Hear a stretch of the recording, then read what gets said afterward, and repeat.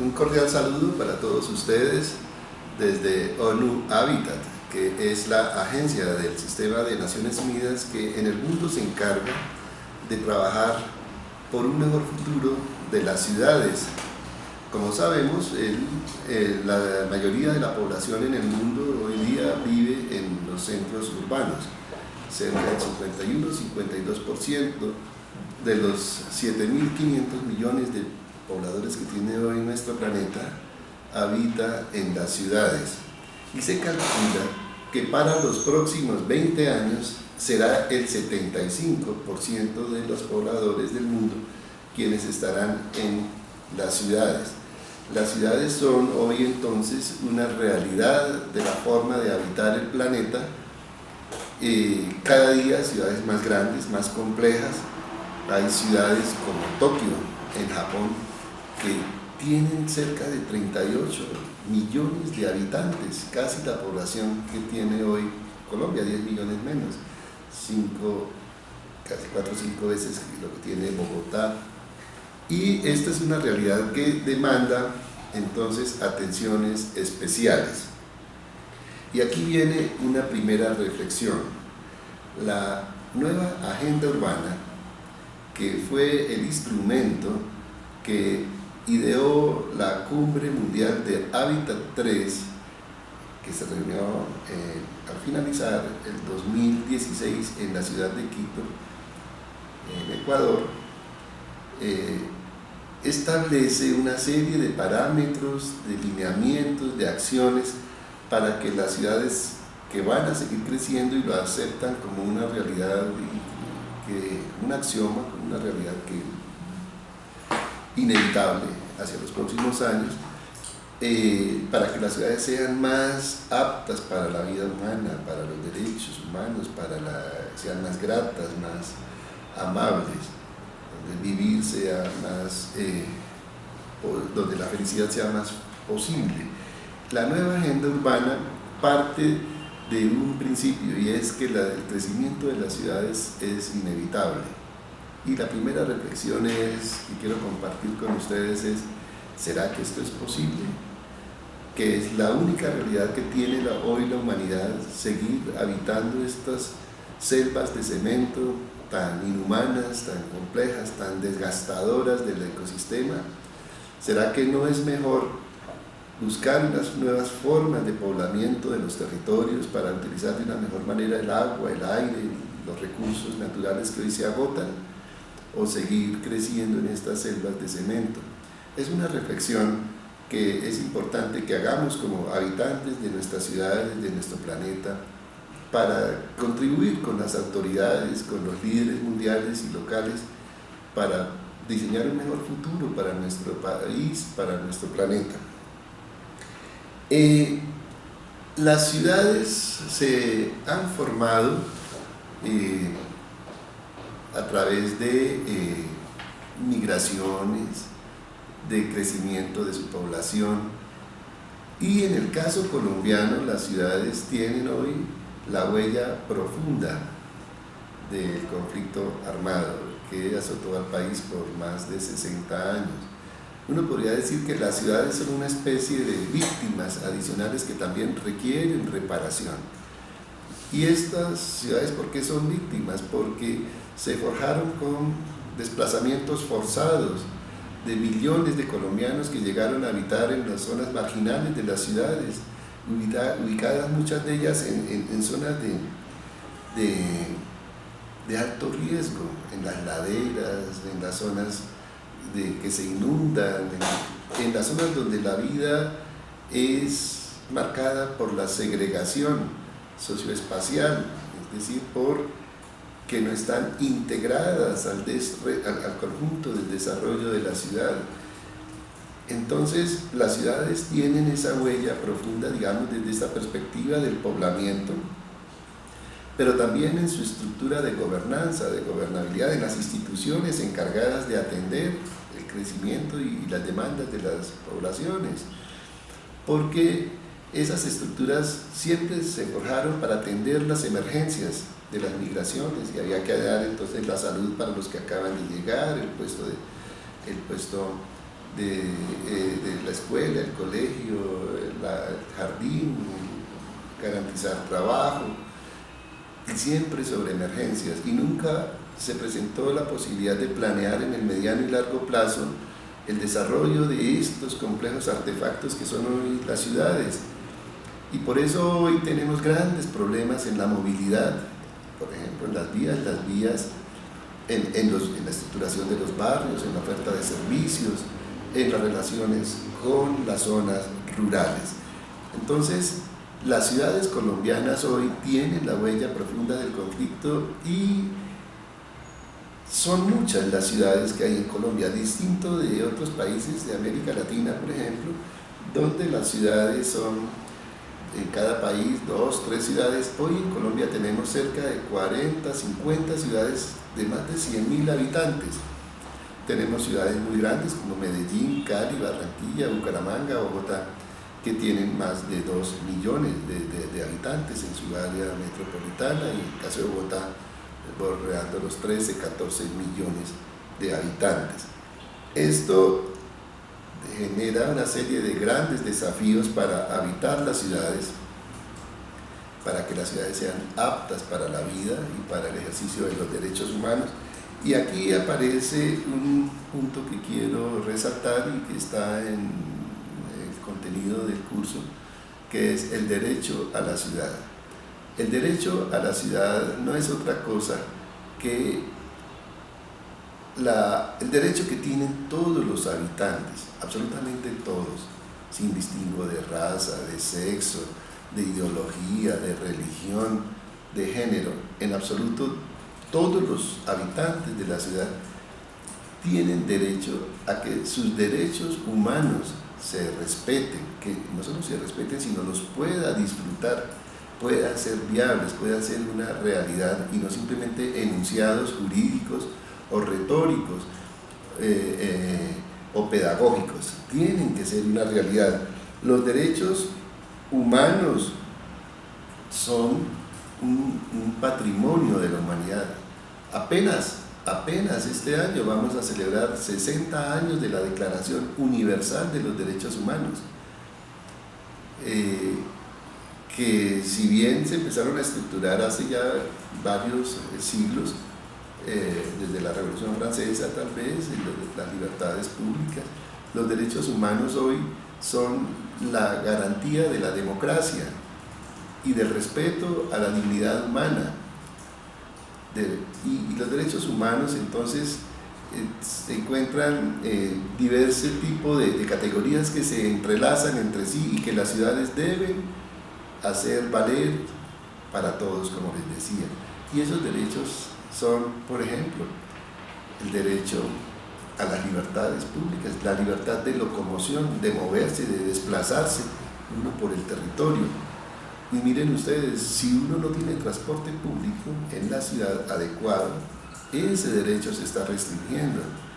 ¿no? El derecho a la libertad, el derecho a la vida, esencial, porque sin este derecho no es posible los demás derechos. Y el derecho a la vida está íntimamente ligado, primero, a que no se agreda a la persona a través de la violencia para terminar con su existencia.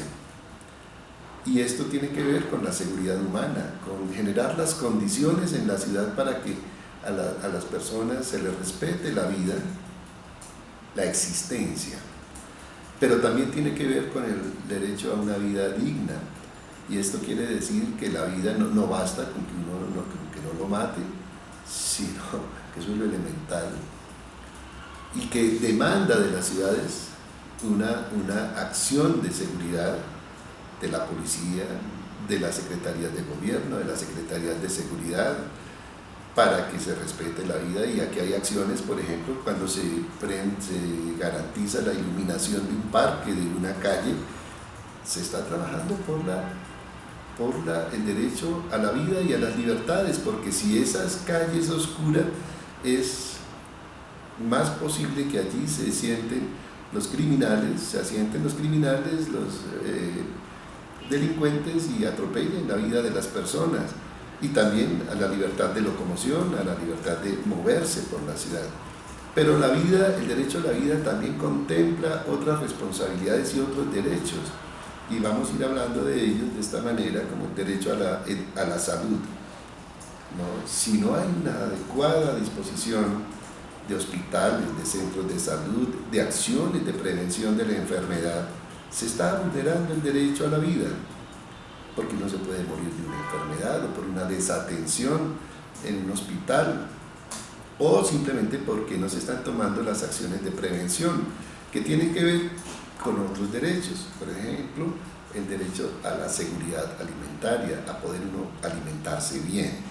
Y de esto deben ocuparse las ciudades, para todos, porque un niño que no se nutre bien, su vida está viéndose comprometida, el derecho del desarrollo de su cerebro, de sus capacidades cognitivas, se están viendo afectadas. Entonces el derecho a la salud tiene que ver con el derecho a la vida, con el derecho a la seguridad alimentaria, por ejemplo. Tiene que ver con el derecho a tener un aire limpio, porque buena parte de las enfermedades que están matando hoy a las personas derivan de un aire contaminado, que genera enfermedades en los pulmones, en las vías respiratorias y en la sangre, y que conducen a la muerte. Entonces, como vemos, el concepto de los derechos humanos está íntimamente ligado al derecho a la ciudad, pero también hay otra serie de derechos, como el derecho a la salud, el derecho a la educación, de la salud ya hablamos, el derecho a la educación, que es fundamental en nuestro mundo actual, en la medida en que el ser humano conozca la realidad del planeta, de su entorno, tenga capacidades para transformar el mundo, para utilizar sus potencialidades como ser humano, a partir de la educación, de la formación, va a tener más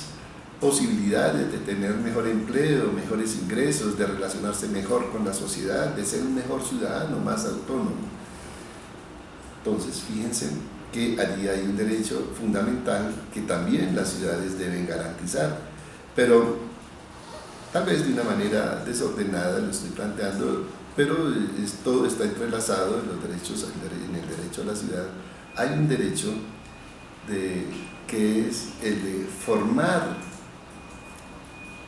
conformar las autoridades y el gobierno de la ciudad para que interprete el bien común, el interés general, para que le sirva a toda la población. Y ese es el derecho a elegir y ser elegido. Todos los ciudadanos del país son aptos para elegir y ser elegidos. Y esto es supremamente importante tenerlo en cuenta, porque a través del voto programático, es decir, de la identificación de programas de gobierno para los candidatos, se está definiendo la ruta de transformación de las ciudades y de la solución de los problemas y de las demandas nuestras. Por eso es tan importante que el ciudadano tenga criterio, capacidad de análisis, de reflexión, de discernimiento para elegir a sus representantes en la orientación del destino colectivo de la ciudad, y que no se vendan los votos, que no se entren en transacciones corruptas, y que se exijan cuentas a los gobernantes. Esta parte del diálogo entre la ciudadanía y los gobernantes es también es otro derecho para que en verdad la democracia exista. Y en consecuencia también hay otro derecho, que es del ciudadano a ejercer un control social, a vigilar que se cumpla lo que los mandatarios se han comprometido a realizar en las elecciones en beneficio de toda la población. Mandatario no quiere decir el que más manda,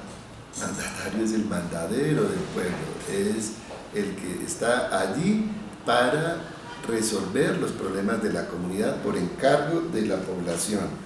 Entonces, se requiere que la gestión pública esté orientada a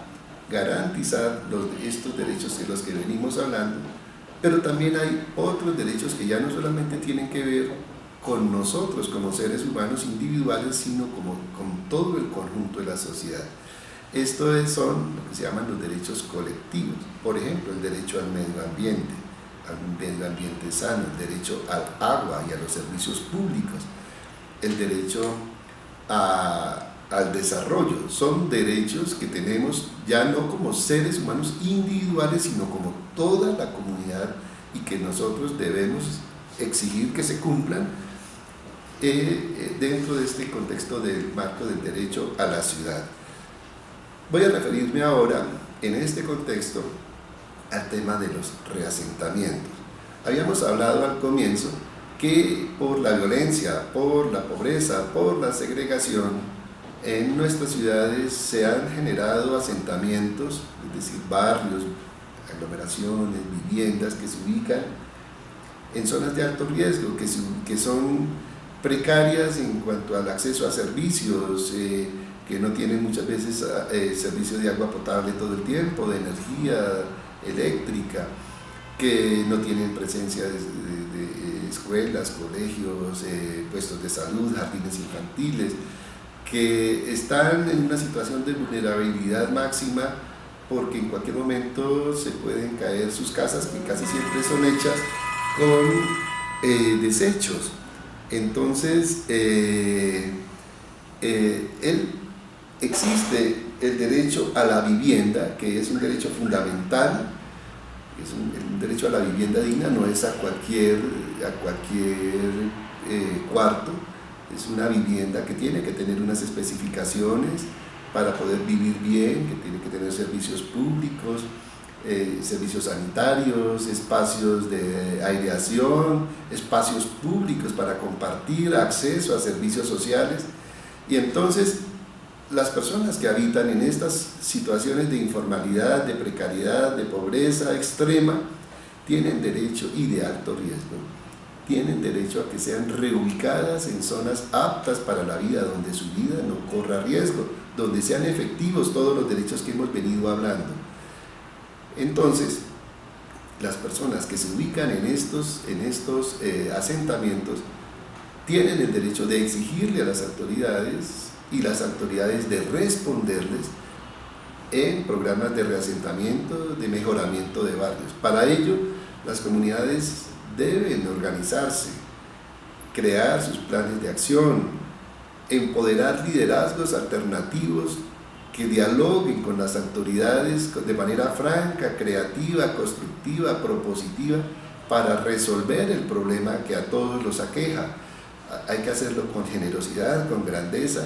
y teniendo en cuenta que hay un derecho a la ciudad y unos derechos humanos que en las estrategias de reasentamiento deben cumplirse. Entonces yo los invito, para finalizar, a leer los documentos anexos a esta unidad, donde todas estas ideas están desarrolladas, a que consulten la bibliografía de apoyo que allí se plantea, a que busquen también los videos que se proponen allí de complemento a esta charla, para que nuestras ciudades sean más gratas, más unidas,